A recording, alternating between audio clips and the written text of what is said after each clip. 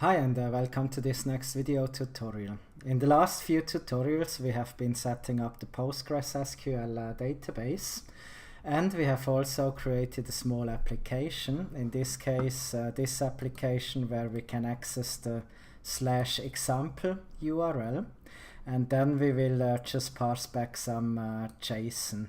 We have two different ways in which we can start Aqueduct. Either we can right click onto the main.start, and here you can see you can start the application with debugging or without debugging. So especially if you need debugging, then this option will be the one for you, so that you can debug what kind of values are in the variables that are passed, for example. But when you want to start it normally, then you can just type Aqueduct serve on the command line. So it should start in a sec. Okay, it should be started. And now when we go onto the website, we are on it already, and we reload. And we can see it works, and then we get this JSON result back.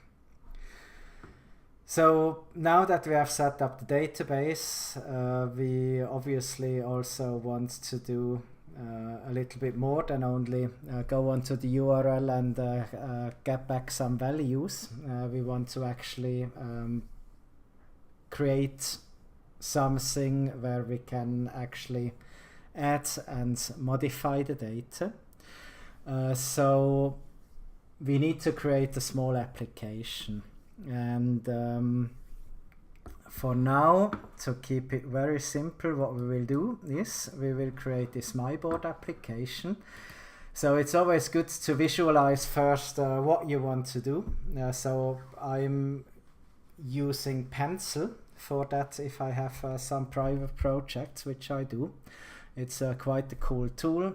You have different kind of shapes and mockups that you can use. So you have this tablet mockup. I like to use this if I create something for the web or also for a tablet. But of course there is also this phone mockup to have the phone-like feeling. So the app that we will create in this video, well, only the back end of it, not the front end of it. It will basically have a screen, and it will have different kind of boards. So it has a board where people can post about dogs, a cat board where people can talk about cats, and so on. It will have a search functionality up here to search for the boards that the user wants to post to. And when we click onto one of the boards, then we will go onto a second screen. And the second screen will have the possibility to add a new post up here. And then down here, it will just list the posts based on the newest post. So it's a very simple application that we will create here, and as said, we will only create the backend, but it's always good to have a visual representation of it so that we know what we create.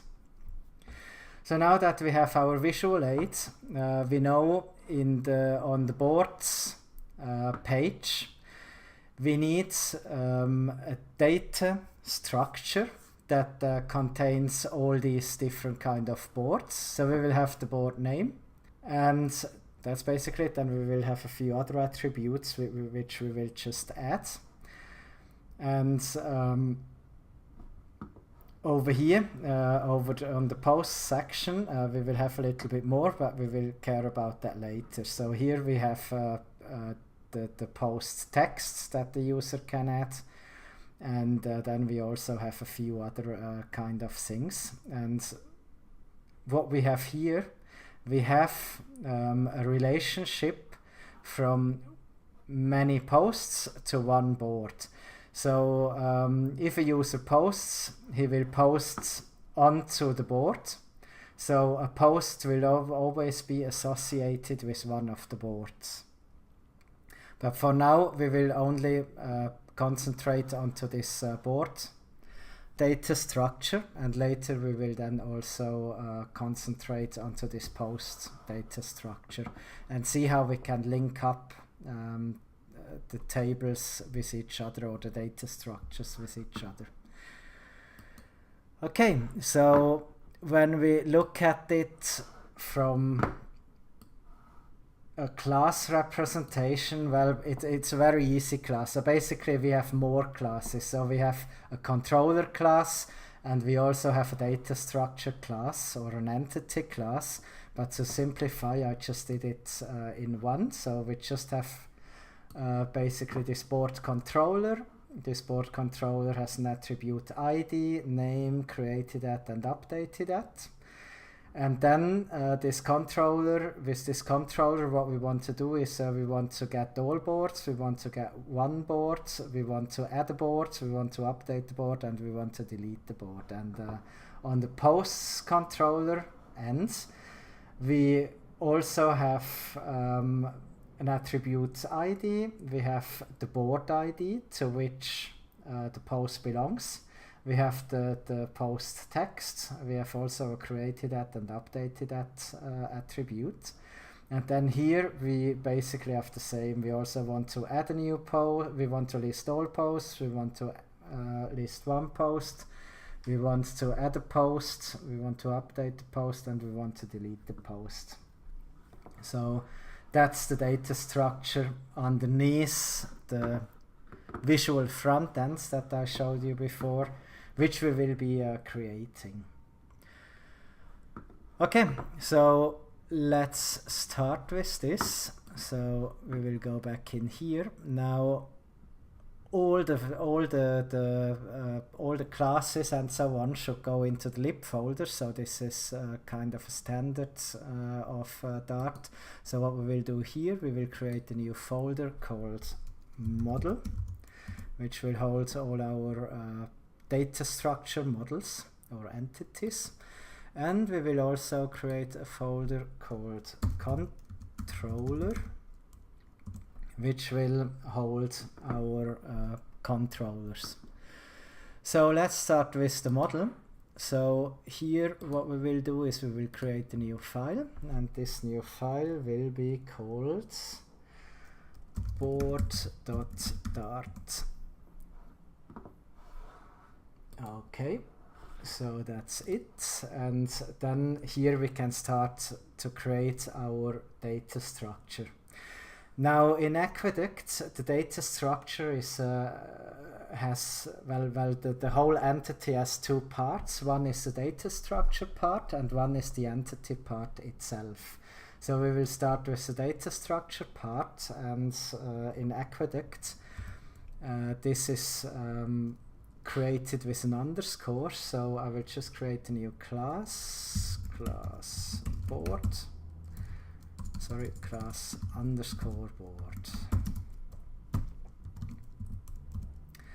And here we will have our attributes. So here we will create an attribute int id, which is this id which we have over here.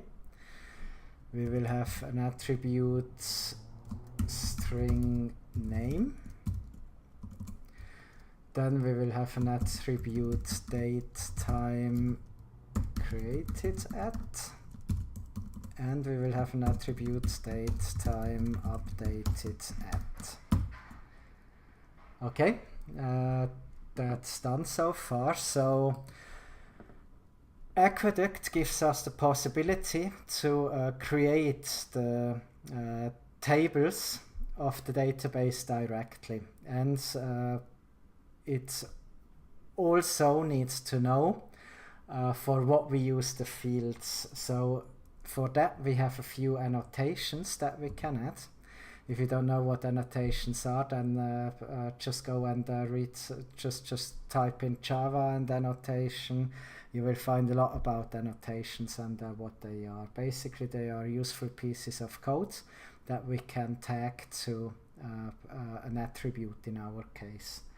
So here what we have is add primary key, Yeah. And then these are all columns.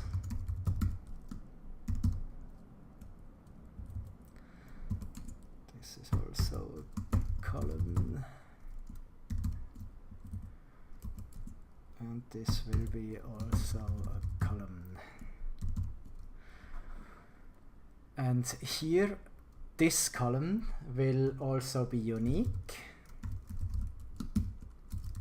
True. Okay, then we have a lot of red. That's because we still have to add some classes. So in this case, what we want to do is we want to add the Aqueduct Dart class. Then we still have an error here. So what's the error here?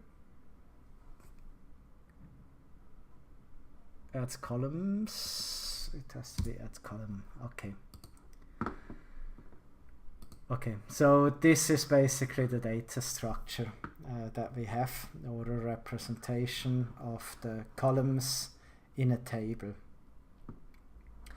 So now that we have that, what we need to do is we need to create the entity which will hold our data structure. So we will create a new class, and this class will be called boards. This will extend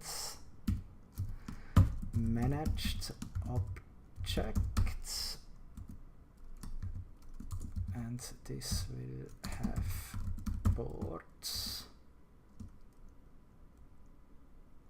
as data structure, and it implements board.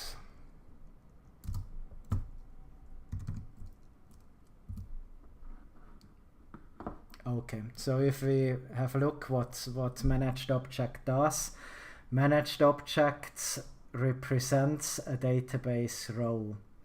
So the managed object has a lot of functionality related to the database, and it will basically help us to fetch the rows or write something into a row. It has all these kind of functionalities behind it. So if you need more information, you can, as always, find it directly on the Aqueduct site. So if we go into here, then we can go on to databases and ORM. And then we can go on to modeling data, for example, and here you will find a lot more information, what you can do, what's possible, what kind of data types that you can use, what kind of behavior you have in a column, and some other information. So just check it out. You might have to read through it a few times. It is quite well documented, but when you read through it the first time, then you might not understand everything, and you might just have to read it another time when you are working when you are working in the code and you don't understand something. So just check it out again and again and read it 2 or 3 times. I had to actually get an understanding of it. Okay, now that we have our entity, we can create our controller. So here we have the controllers folder, so we will add a new file, and this file will be called board controller.start. Okay. So here we basically do something similar again. We will create a class called board controller, and this board controller will extend from resource controller. And what does the resource controller do? Sorry, this from isn't required. We have to import Aqueduct again. And when we click on, when we drive over it, we see what it is. So it basically provides HTTP resource functionalities, which is basically required for the get, post, puts, delete handlings. So it has a lot of things under the hood, such as getting query parameters from the URL and giving it to you in some kind of variables and things like that. So it's quite useful to use it. So then what we need to get injected, so we will need to do one dependency injection. This will be the final managed context. And this managed context, we talked about that, what it is exactly. It will help with the database functionalities. So basically we will define the access parameters for the database, so username and password, database name, and the host. And we also will define a data model. So we will basically tell Aqueduct to scan all our models and create a full data model out of it. And then we will pass both these things into this board controller. Because what we need to do here is, here we also need to do the queries into the database. So we will have to insert data into the database, read data from the database, and this is why this context is required. This context contains all the information to connect to the database and to handle the database queries. But we will have a look at that later when we set up the database in the channel.start file. So for now, we have this context, then we will create the constructor called board controller, and here we will inject this dot context so that we have the context available in our class. Okay. So now we have done that, we can start with our general operations. So let's start with this get all function here. So we will just create a function which all these resource controller functions will actually return a future. So that's why we have to say future response. Then get all the function name async, and then we can write our query in here. So here we can then say final query equals query board. And we want to parse in the context, and that should be it. And then we also need to include this board.start file, and that's it. Then we also have to say return response.ok.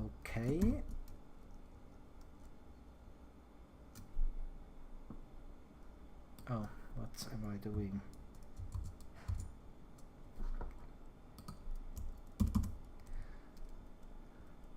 So here we basically define the query with our board entity, and the database context, which contains the database access information and so on, and data model. Then next we need to execute our query. We will do that by saying final boards equals await query dot fetch. And you see, we need to use this await keyword a lot, because most of the functions in Dart can be futures, which is really good when you want to have asynchronous handling. But if you want to actually code procedural, it's also really okay, because the next line down here will wait until this query.fetch has been executed before we actually proceed with the next step. So that's the cool thing about this await. So we can basically query, well, basically we can write the code in a really structural way, but it's all based on futures, which helps quite a lot.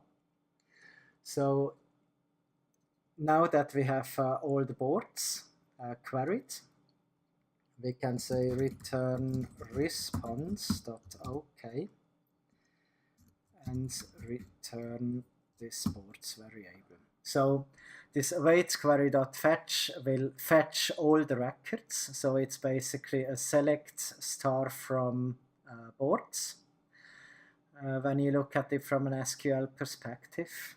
And then the result will be parsed back in this boards variable, which will be a list. And then we parse this list into this response.ok.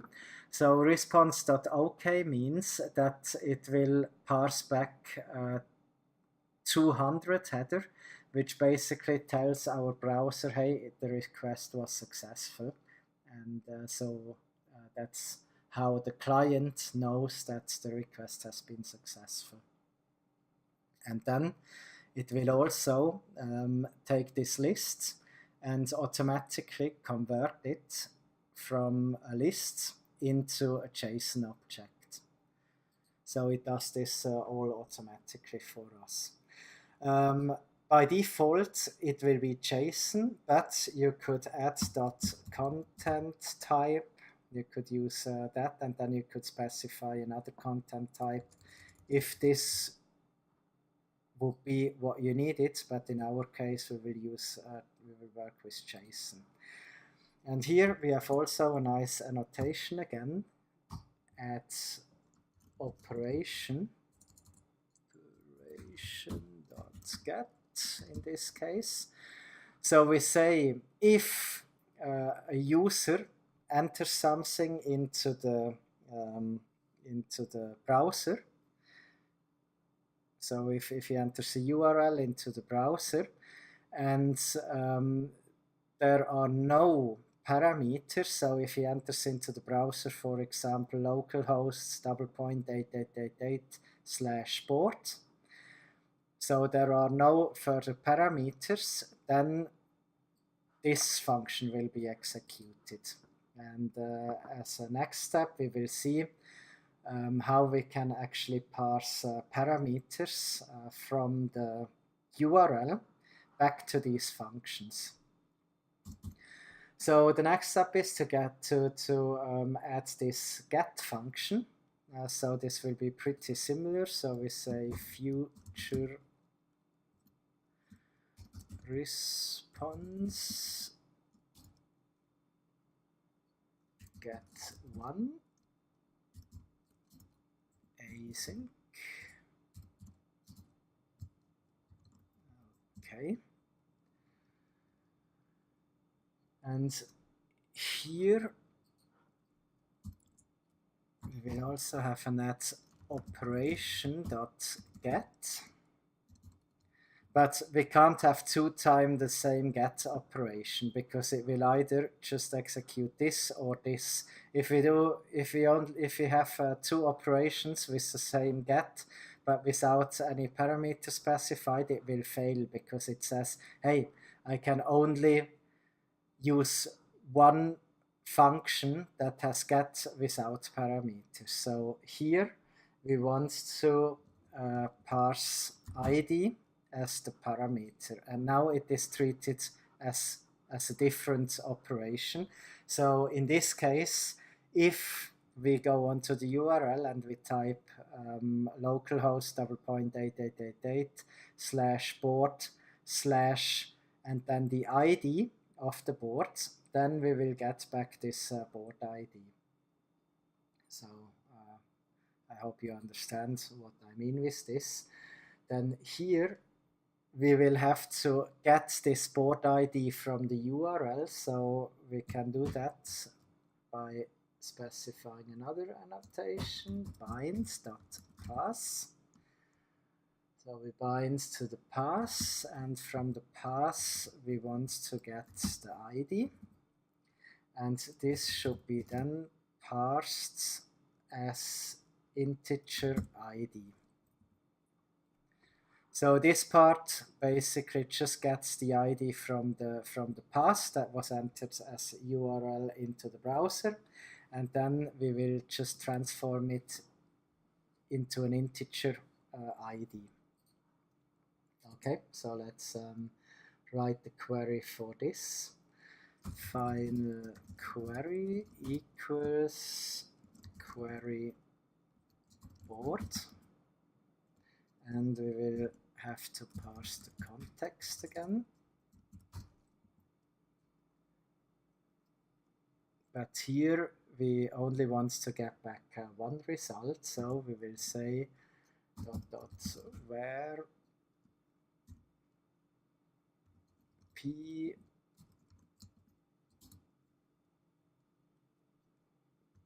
dot id dot equal to id. Okay, so here we just create a query with a where clause, and we basically say where the ID is equals to the ID that we have parsed back from as parameter up here. So it will basically be a query similar to select star from board, where ID equals and then the ID. So that's it. It should be very, very simple and straightforward. And this notation is a little bit difficult to understand because it's basically a function parsed as parameter into the where clause, but you will get used to that at some point. It's not that difficult to learn, and quite cool if you know how it works. So here we will say final board equals await query dot fetch 1, and this will fetch our query that we have defined up here. What you have to be very careful is that you add this await. If you would just write it like this, you will get pretty funny errors. So you always make sure that you have this await in front of it. I had some pretty funny errors like this, and I was debugging quite a lot until I noticed, oh, I'm not in a purely procedural language anymore. I will also have async functions, so I need to make sure that I keep that in mind when I write the applications. So here we want to check if board equals null. So if no board was found, then we will return response dot not found. So this represents a 404 header error. So it means, hey, something went wrong. No, nothing was found. Page was not found. But if we found the result, then we will say return response.ok board. And this will basically do the same thing again. So here we just parse back an empty result, so an empty body.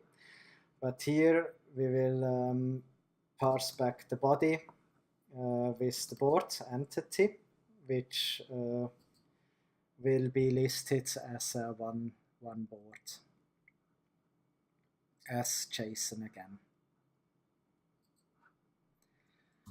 Okay, then next we will do the insert operation, which will be a REST representation of post. So add operation.post future response add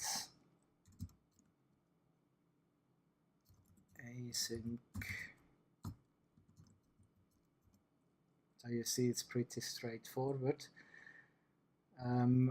Here, however, the difference is that we need to get everything that is parsed in the body. So if we post a new record that has to be added to the database, we will do that by posting it in the body. And so we need to get the body from the which is parsed as JSON, and then we need to transfer it from its JSON representation into a board data structure.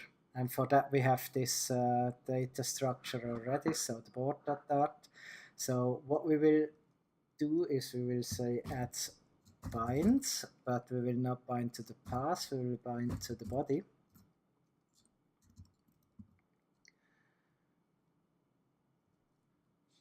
And everything that is in the body should be a board structure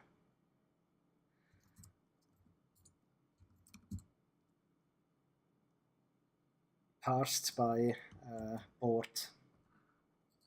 Yeah. So here we get the body, which will have JSON representation, name equals, and then the name double point equals the name,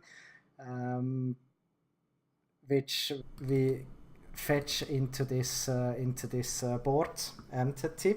And here we will also have the created at, updated at, and so on, which we won't populate over JSON, but we will actually populate it in here. So let's see how this is done. Final query equals query board. So you see it starts to get very boring context. And then here we could either say dot value equals and then board. So this will basically just put everything that we have in this board into these values. So we will have values.name, values.created at, values.updated at.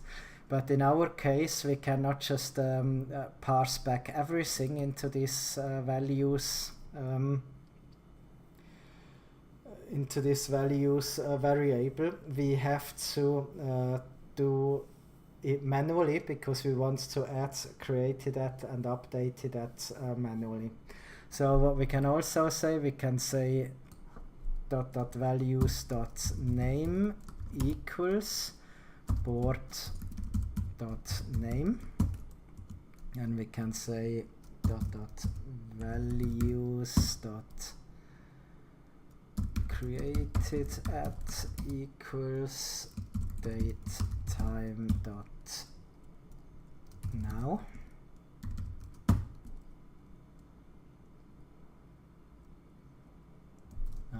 Here we don't have to specify that. Here also not. Values dot updated at equals date time dot now.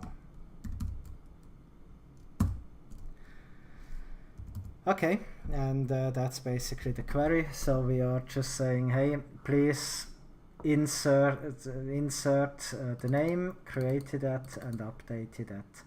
And we could have done the same by just parsing the board entity into .values, but here we wanted to specify the date time for this created at and updated at attribute, so we did it this way. So once we have done that, then we need to execute the query, and here we can do following: return response.ok, and then we will just say await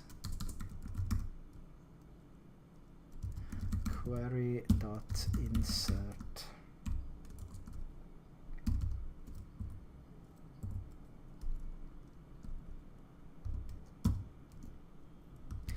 So this is only an example, so you might want to do it a little bit more sophisticated, and you want to check different kind of other things, but for our example this is sufficient. So this will just insert the query. If there is an error, it will still parse back 200, but it will display an error message. Okay, so the next method is this update method. So this is the REST representation of put. So we will say operation.put future response. This will be update async. Okay, and then here in the update method we also get back attributes, JSON attributes over the body. So we say again at body, at bind.body board. We'll get back is a board.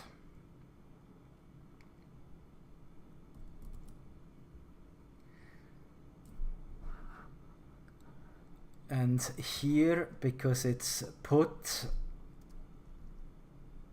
we have the record already, which means that we also need the ID.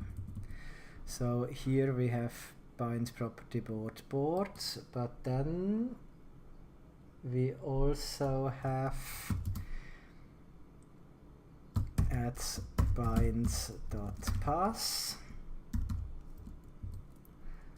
and the ID int ID.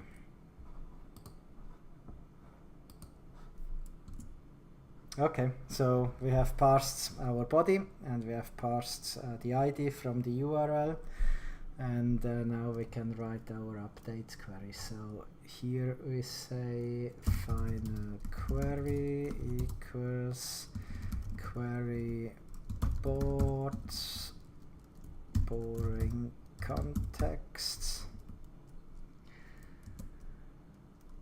And then we need to update the name. So we say .values.name equals sports.name. Then we say .values.updated at equals date time dot now.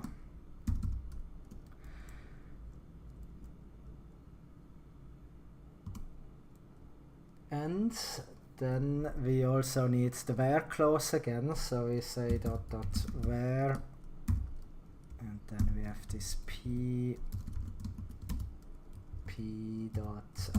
again, dot equal to id what we get, which we get from here. So that's the query, and here we can also say return response.ok await query dot update one.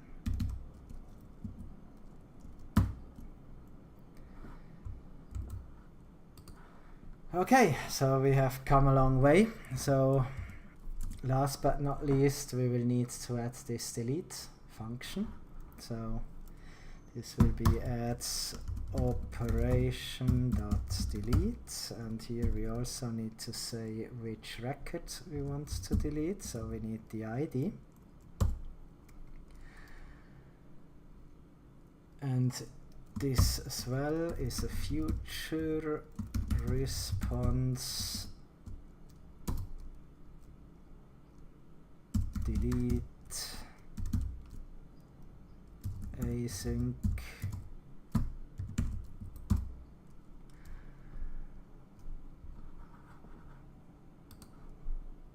at bind dot pass id int id.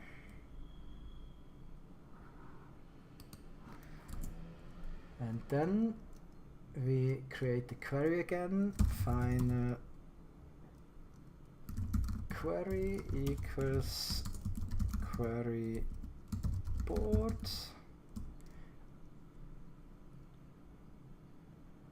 context.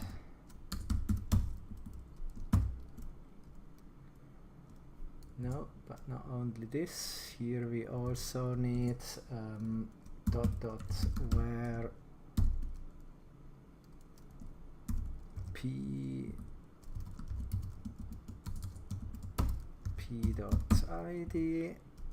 dot equal to id. Okay, so now we need to execute the query again, which we can do with return response.ok await query.delete.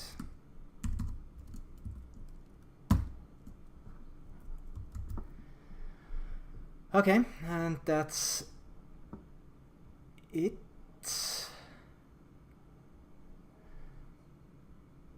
The board controller is okay. Yeah, looks like we have everything so far.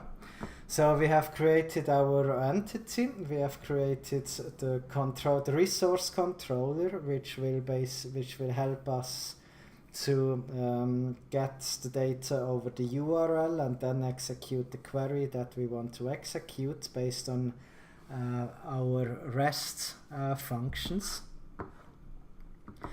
Now we still need to set up the database and create this context. So, and also create the right route So basically over which URL we will actually reach this board controller. So that's what we do next. So we go to the channel.start file.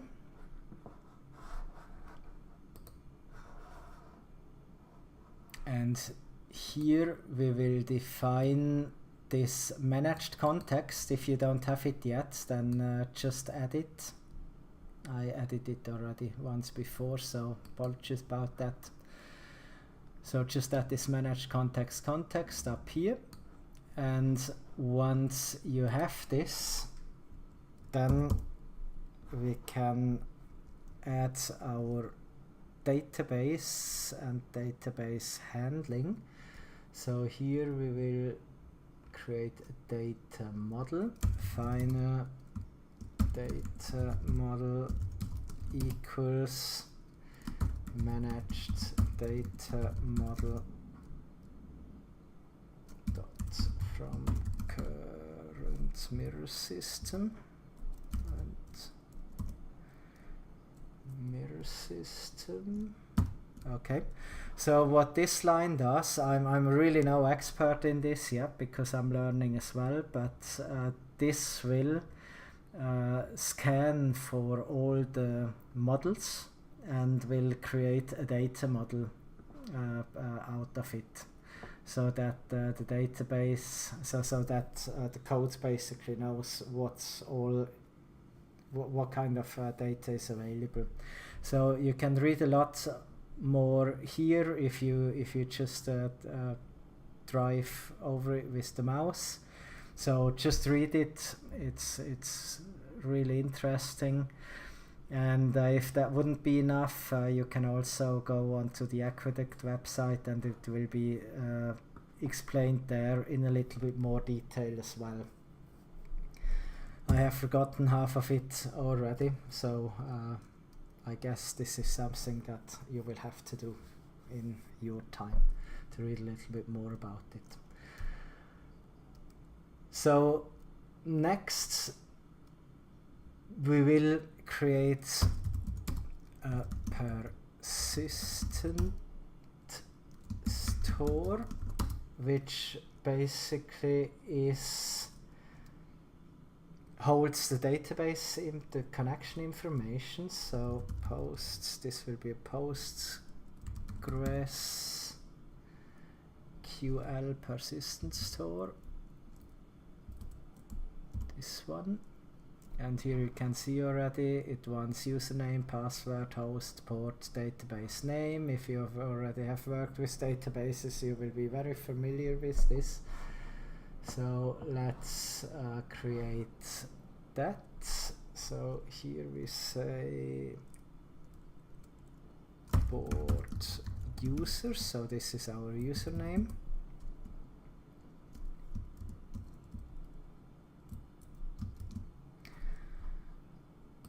Then we say password, which will be our password. Of course, you might have to choose a little bit more secure ones. And here we say localhost. The port will be 5432. And the database name will be called board. Okay. So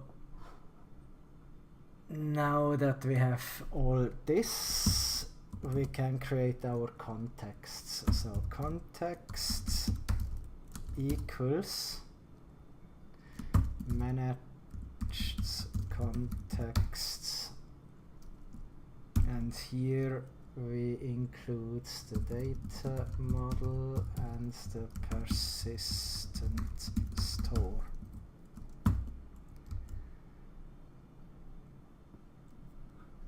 Okay, so what we have done here, we have basically created all our connection information to the database.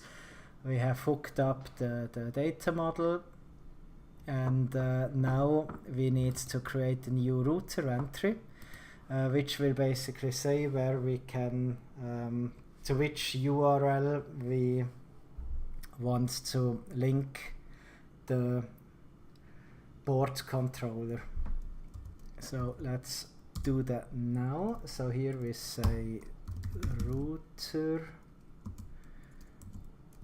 dot root, and we will have the root board in here. But here we also need to specify an ID, and the ID is not always present. It's only present when we need to get a single entry, or we need to update an entry. So we can specify it as optional with brackets, double point ID. And then we can say dot link,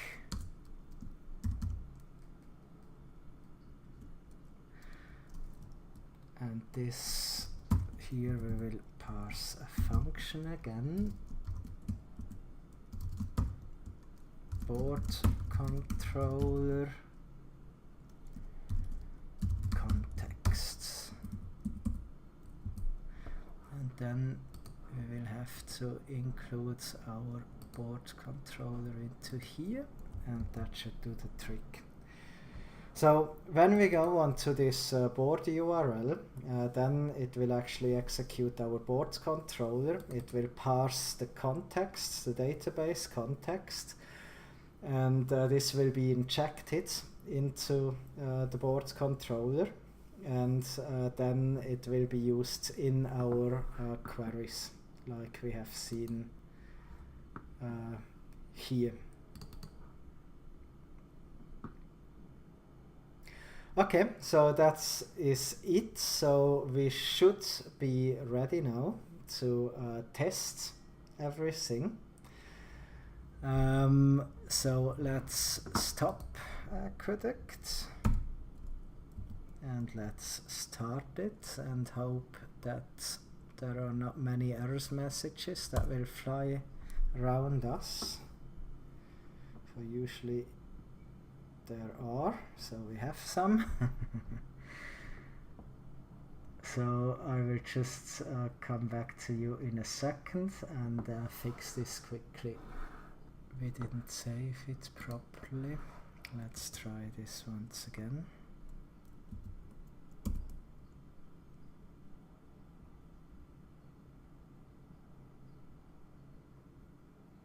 Okay, this looks better.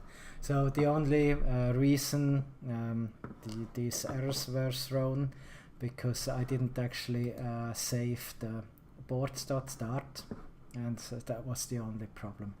So we see it started, it is running. So we have installed an admin tool already for Postgres SQL. So let's just go into the applications folder, and here somewhere we will have the pgadmin application, which I've installed in the previous video.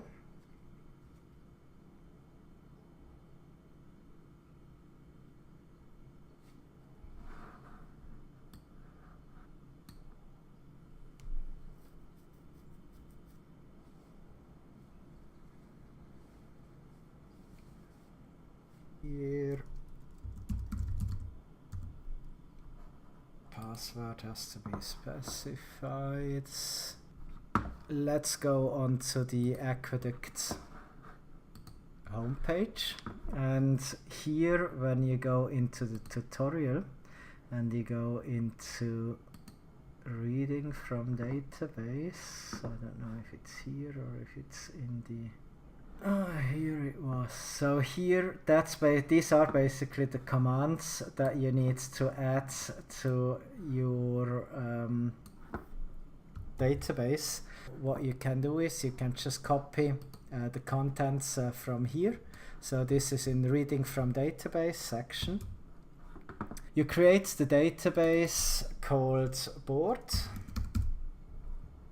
Then you say the user is board user with createDB, that's okay. Then alter user board user with password called password. Grant all on database board to board user. So if you now execute this query, you can do that here. Then it will add this user with these credentials. I don't know if I can do that. Yeah, because the database exists already, we can see it here. So the database exists, this way I cannot add it. So, but these are the commands that you will have to execute here to actually create the database, and then set up a user that can access the database. And these are then basically the user informations that you need to put into here. Right, that's what we specified here.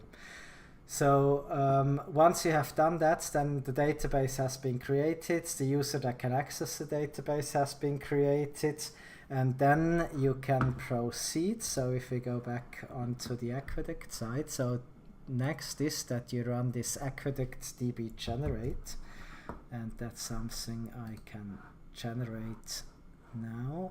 Let's go back to Visual Studio, and here we can just run Aqueduct DB generate.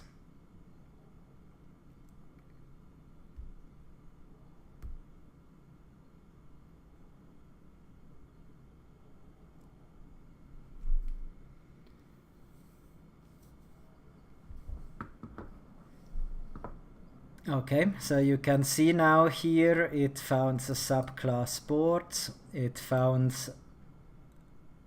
the data structure of the table, so it added a table called _board and created this migration file. So it added everything here to this migration file. So it didn't actually update anything in the DB yet, but if we go into this migration file, then you can see what it does. Basically, it adds code so that the database can be created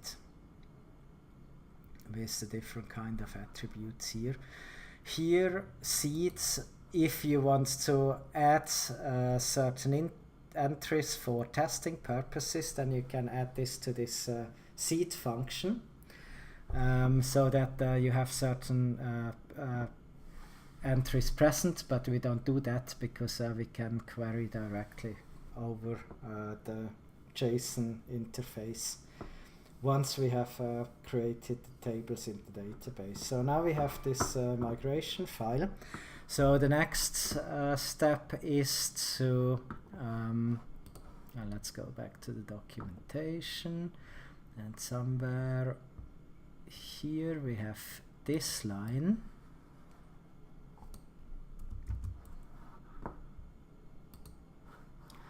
So let's go to the channel.start, because here we see the values. Then we will just paste this here, and then we will need to adjust this down here. So here we have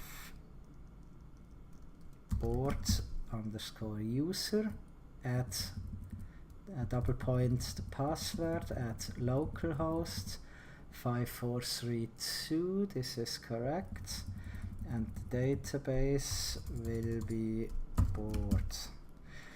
And if we now execute this db upgrade command,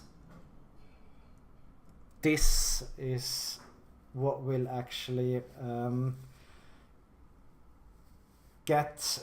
execute the code from this migration file and add everything into the database.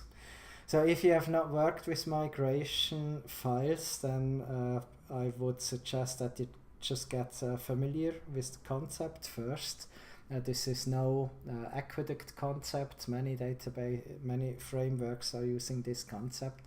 So just read about what it is, what it can do, and Aqueduct is explaining it also very well in the documentation. So now that we have added the tables, when we go back into the PG admin, then we will see that the tables here, was it here? Yeah.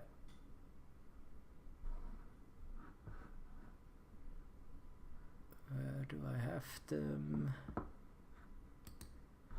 They should be basically here. Do I need to reload?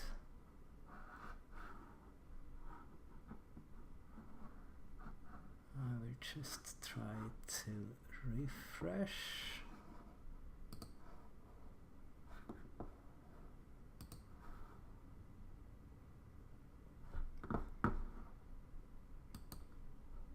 So when I go back into here, board,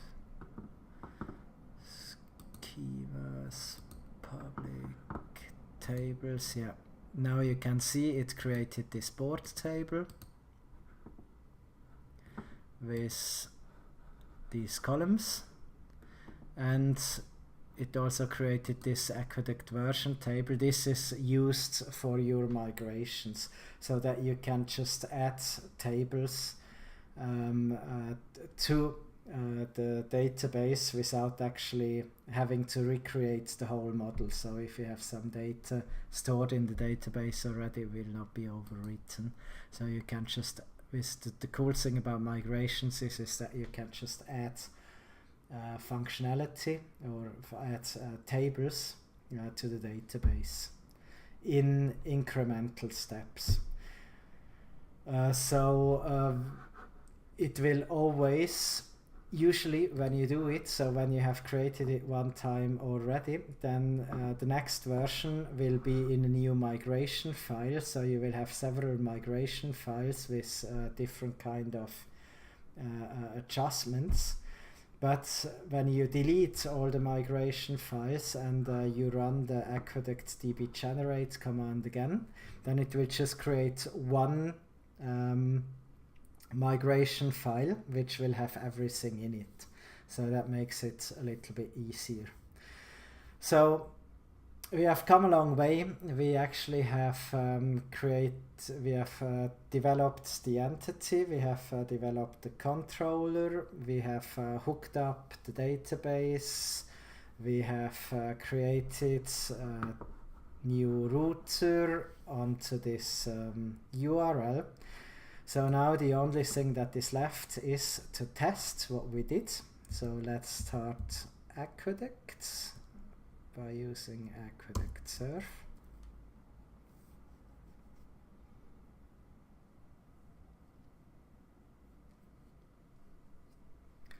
Let's try in the browser again quickly.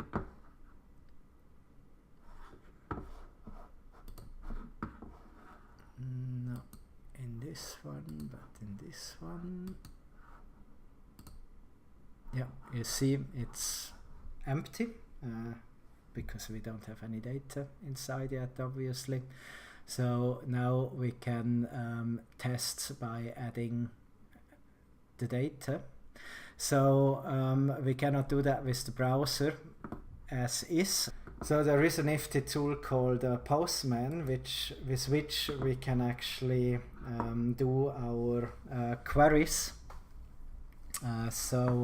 This is basically to query the REST interface directly, and it has quite a lot of features where we can see if our queries were successful. We are able to add authorization headers, we can add parameters and so on. So let's do the same like in the browser window. So there will be a link to the to the post, to the URL where you can download Postman just below the video. It's a free tool, so you can just download it. I think it also has some paid features. So in the browser, what we did a GET request onto board, and we will do the same here. What we will specify here in the headers that we want to use application/JSON. So we want to use the content type is application/JSON, and we only accept application/JSON to be parsed back. So these are two things that you just need to add. I have added them already, so they are in, so you will just have to try around a little bit. It shouldn't be that complicated to actually get this in. And then you can use a GET request onto 8.8.8/board, and if you execute this, we will receive exactly the same. So now we want to add some data onto the board to see that everything is working. So we say /board, but we won't use a GET, but a POST request. And then we can click onto this body. Yeah, and in this body we can say raw, which means we want just to paste in raw data. And here we can just create this JSON, this smaller JSON thing, with the name dogboard. So what we do now is we will execute this function. We will then actually get into here. It will hit our post operation because we specified post up here, and then it should add this name into this board and into this board data structure, and then we will add this into the database. So let's do that now. So we have it. It's a post board. It's a dog board. Send, and you can see it was successful. So we got back this as value. So you can see the created at and updated at were added. So we have this inside now. So let's go back to GET and list all boards. So if you push the send button, we can see we have an array with this new board that we have created. So success. So let's add another entry. Post body, we say cat board, send. It comes back. Yeah, we have created the cat board.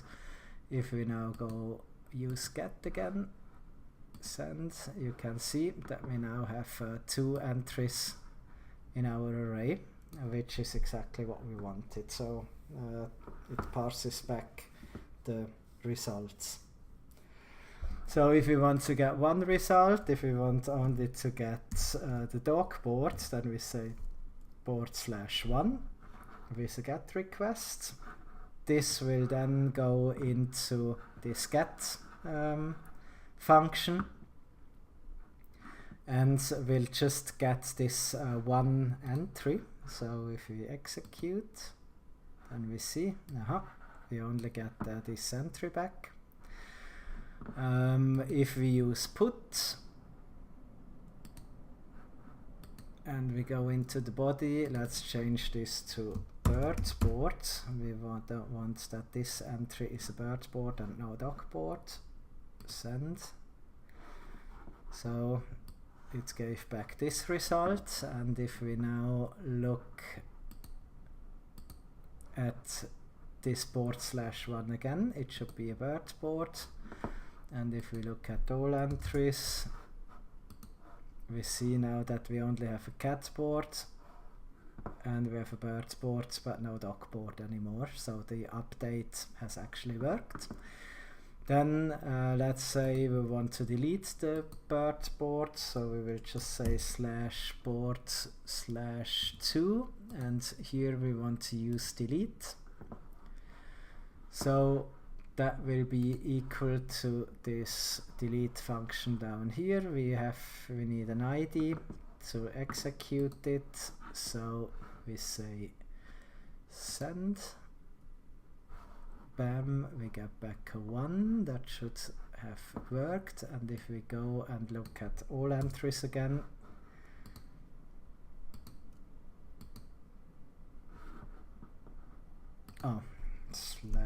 /board.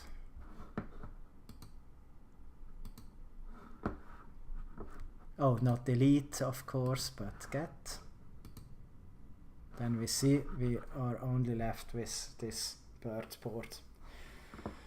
Okay, so this is basically it. This should have showed you how to create this entity here, how to create the controller, and then in the channel how to hook up a database at this context, and then create the router so that we binds to a specified URL, and then basically parse this context into the board controller, and then the board controller will execute the different kind of REST methods. So I hope I could help you to give you a good overview how to work with entities and controllers in Aqueduct, that you understand what we have created. If not, then it might make sense that you read a little bit more about the REST design and how to set up these REST interfaces. And then you should be able to understand pretty quickly. So I think it's really a cool tool, because it's really easy to actually create all this functionality in a very structured kind of way. Postgres is a really good database. It has functionality to add JSON stuff as well. We didn't use that for now. I might explain that in a later video. So I hope this helped, and I wish you a good day. Bye bye.